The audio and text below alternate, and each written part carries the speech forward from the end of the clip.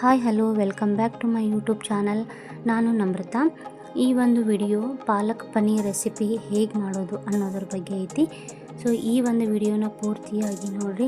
ಇಷ್ಟ ಆದಲ್ಲಿ ಒಂದು ಸಬ್ಸ್ಕ್ರೈಬ್ ಮಾಡಿರಿ ಅಂತ ಹೇಳ್ತಾ ಪಾಲಕ್ ಪನ್ನೀರ್ ರೆಸಿಪಿನ ಹೇಗೆ ಮಾಡೋದು ಅನ್ನೋದನ್ನು ನೋಡೋಣಂತ. ನಾನಿಲ್ಲಿ 2 ಕಟ್ಟು ಪಾಲಕನ್ನು ತೊಗೊಂಡಿದ್ದೀನಿ. ನಾನಿಲ್ಲಿ ಪಾಲಕನ್ನು ತೊಳ್ಕೊಂಡು ಕುದಿಲಿಕ್ಕೆ ಹಾಕ್ಕೊಂಡಿದ್ದೀನಿ. ಇದ್ರ ಜೊತೆಯಾಗಿ 4 ಬಾದಾಮಿ 4 ಗೋಡಂಬಿ ಕೂಡ ಹಾಕ್ಕೊಂಡಿದ್ದೀನಿ. ಪನ್ನೀರನ್ನು ಕ್ಯೂಬ್ಸ್ ಆಗಿ ಕಟ್ ಮಾಡಿ ರೆಡಿ ಮಾಡಿ ಇಟ್ಕೊಂಡಾಯಿತು. ಬಾದಾಮಿ ಮೇಲಿನ ಸಿಪ್ಪೆ ಬರುವವರೆಗೂ ನಾವು ಇದನ್ನು ಕುದಿಸ್ಕೊಳ್ಳೇಬೇಕು. ಇಲ್ಲಿ ನಾನು ಒಂದು ಅರ್ಧ ಕಪ್ನಷ್ಟು ಮೊಸರು ತೊಗೊಂಡಿದ್ದೀನಿ. ಈ ಮೊಸರಿಗೆ ಕೆಂಪು ಖಾರ, ಗರಂ ಮಸಾಲ, ಪನ್ನೀರ್ ಮಸಾಲನ ಹಾಕ್ಕೊಂಡು ನೀಟಾಗಿ ಮಿಕ್ಸ್ ಮಾಡ್ಕೋಬೇಕು. ಮೊಸರು ಜೊತೆ ಈ 3 ಪದಾರ್ಥಗಳನ್ನ ನೀಟಾಗಿ ಮಿಕ್ಸ್ ಮಾಡ್ಕೊಂಡ್ಮೇಲೆ ಒಡಕು ಇರಬಾರ್ದು. ಒಂದು ವೇಳೆ ಒಡಕಿದ್ರೂ ಕೂಡ ನಾವು ಅದನ್ನು ಮಿಕ್ಸರ್ ಜಾರಿಗೆ ಹಾಕ್ಕೊಂಡ್ರೆ ನೀಟಾಗಿ ಬ್ಲೆಂಡ್ ಆಗ್ತೈತಿ. ಇವಾಗ ನಾನು ಪಾಲಕನ ಮಿಕ್ಸರ್ಗೆ ಹಾಕ್ಕೊಳತ್ತೀನಿ. ಇದರೊಳಗೆ 2 ಹಸಿಮೆಣಸಿನ್ಕಾಯಿನ, ಆಮೇಲೆ ಬೆಳ್ಳುಳ್ಳಿ ಮತ್ತು ಹಸಿ ಅಲ್ಲನೂ ಕೂಡ ಹಾಕ್ಕೊಂಡು ಪೇಸ್ಟ್ ಮಾಡ್ಕೊಳತ್ತಿದ್ದೀನಿ. ಈ ಥರ ನಾವು ನೀಟಾಗಿ ರುಬ್ಕೋಬೇಕು.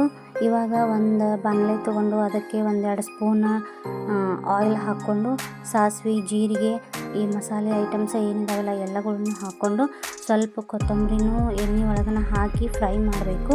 ನಾವು ಏನು ಮೊಸರನ್ನು ಪೇಸ್ಟ್ ಮಾಡಿ ಇಟ್ಕೊಂಡಿದ್ವಲ್ಲ, ಸೊ ಅದನ್ನು ನಾವು ಇದಕ್ಕೆ ಹಾಕಬೇಕು. ನಾನು ಇದನ್ನು ಮಿಕ್ಸಿ ಜಾರ್ ಒಳಗೆ ಮತ್ತು ವಾಪಸ್ ರುಬ್ಕೊಂಡಿದ್ದೀನಿ. ಯಾಕಂತಂದ್ರೆ ಅದು ಒಡಕಿತ್ತು.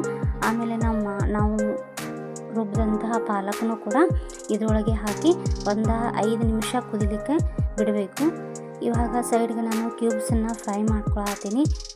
ಪನ್ನೀರು ಫ್ರೈ ಮಾಡ್ಕೊಂಡು ಆದಮೇಲೆ ಏನು ಪಾಲಕ್ ಗ್ರೇವಿ ಮಾಡಿ 5 ನಿಮಿಷ ಕುದಿಲಿಕ್ಕೆ ಬಿಟ್ಟಿದ್ವಲ್ಲ, ಸೊ ಅದರೊಳಗೆ ಇದನ್ನು ಮಿಕ್ಸ್ ಮಾಡಿಕೊಂಡು ಇನ್ನೂ 5 ನಿಮಿಷ ಇದನ್ನು ನೀಟಾಗಿ ಕುದಿಸ್ಕೋಬೇಕು.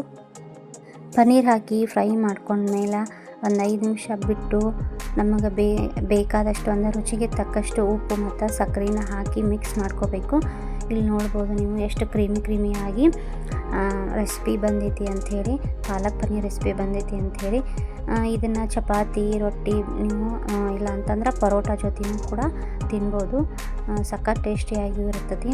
ಸೊ ಈ ಒಂದು ವಿಡಿಯೋ ನಿಮಗೆ ಇಷ್ಟ ಆಗಿದ್ರೆ ಪ್ಲೀಸ್ ಸಬ್ಸ್ಕ್ರೈಬ್ ಮಾಡಿರಿ, ಶೇರ್ ಮಾಡಿರಿ, ಲೈಕ್ ಕೊಡಿರಿ ಅಂತ ಹೇಳ್ತಾ ಥ್ಯಾಂಕ್ ಯು ಸೋ ಮಚ್.